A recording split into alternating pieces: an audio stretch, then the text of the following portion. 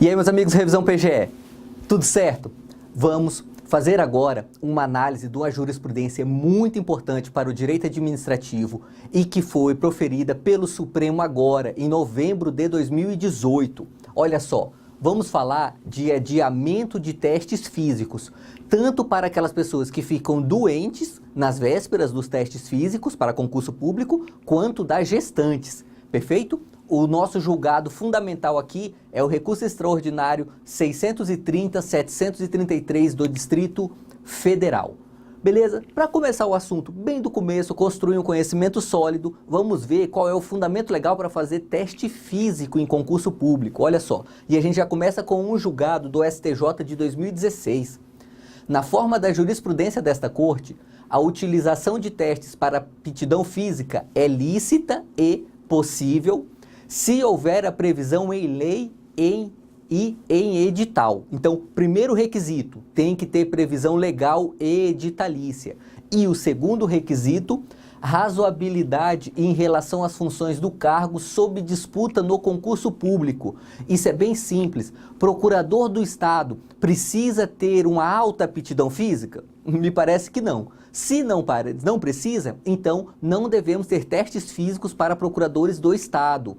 Policiais militares precisam ter uma boa condição física? Me parece que sim. Então, nesse caso, é razoável que a lei de carreira dos PMs preveja teste físico para os concursos públicos da Polícia Militar. Então, tem que estar na lei, tem que estar no edital e tem que ser razoável e compatível com a carreira.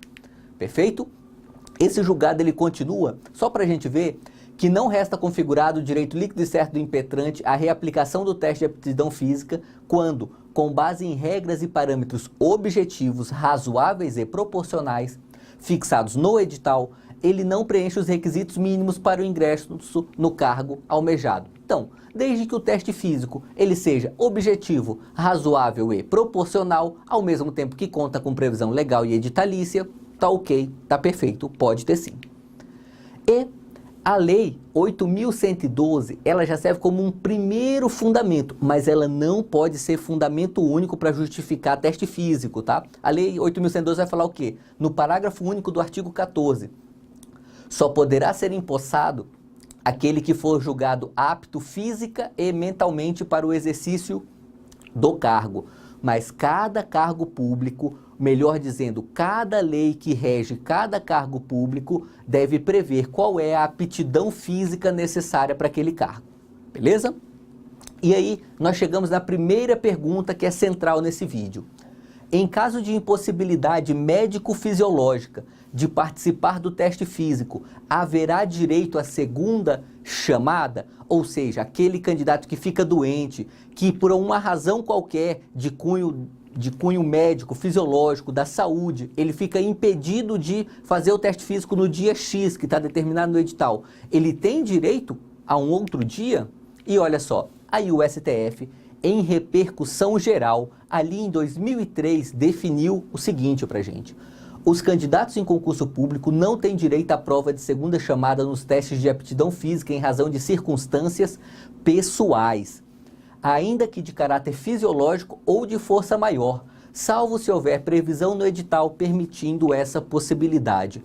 Então, a primeira regra que muito estudante bom negligencia aqui, essa impossibilidade que todo mundo aprende de segunda chamada para teste físico é só quando não há previsão no edital, tá? O edital pode prever norma em sentido contrário, falando, olha, para este concurso específico tem direito à segunda chamada. Mas beleza, qual é a regra geral então criada pelo STF? Circunstâncias pessoais, e aí inclusas as circunstâncias de saúde, não justificam por si só segunda chamada para teste físico de concurso público. Beleza.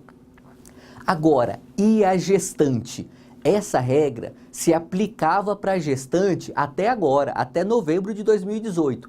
Em novembro de 2018, especificamente 21 de novembro, o STF decidiu que, também em repercussão geral, vale ressaltar, é constitucional a remarcação do teste de aptidão física de candidata que esteja grávida à época de sua realização, independentemente de previsão expressa em edital público.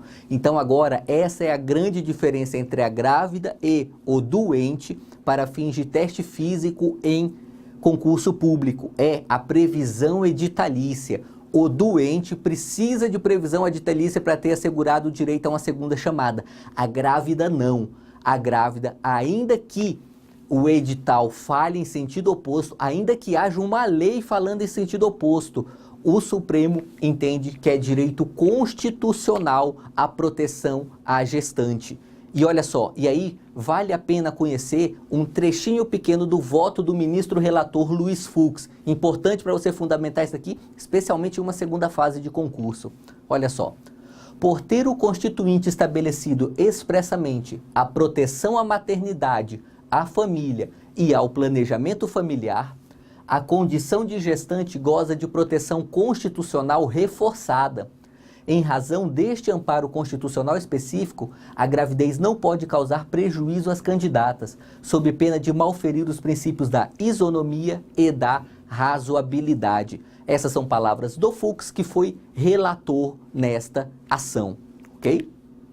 E agora é bem importante você simplesmente, para memorizar isso daqui, qual é a regra? Não há direito à segunda chamada em teste físico em concurso. Essa regra continua válida?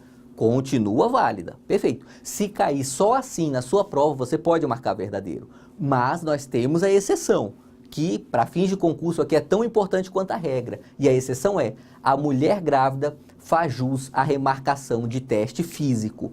Lembrando, só para dar uma aprofundada ali no nosso conhecimento de análise de jurisprudência, esse foi um típico caso de distinguishing, tá? Porque o Supremo, ele não fez um overruling, ele não superou o entendimento anterior. Ele fez uma distinção entre dois entendimentos. Uma coisa é aquele caso do doente e outra coisa é a situação da mulher grávida. E aí, por fim, só para fechar, teve mais um detalhezinho que o Supremo definiu, que também é importante, que é o seguinte: adiar essa prova da grávida não deve atrasar o concurso todo. Então, o que o gestor que está realizando o concurso ele deve fazer? Ele deve dar seguimento ao certame e nomear, reservando as vagas daquelas eventuais grávidas que farão o teste físico em momento posterior. Então, um exemplo: Polícia Militar de Minas Gerais, 500 vagas femininas. Dessas 500 vagas femininas, vamos supor que 5 eram candidatas mulheres grávidas, que não fizeram o teste físico na data prevista no edital. O que o secretário de Segurança Pública de Minas Gerais deve fazer? Ele deve nomear 495 policiais mulheres e reservar essas 5 vagas para as grávidas, que obviamente terão seus bebês e posteriormente farão o teste físico. Se elas forem aprovadas, serão nomeadas. Se reprovadas, aquele que gere o concurso público chamará as próximas na fila de espera. Perfeito? É isso aí, é bem simples e da mesma forma que é simples, é muito importante esse julgado. Vamos juntos!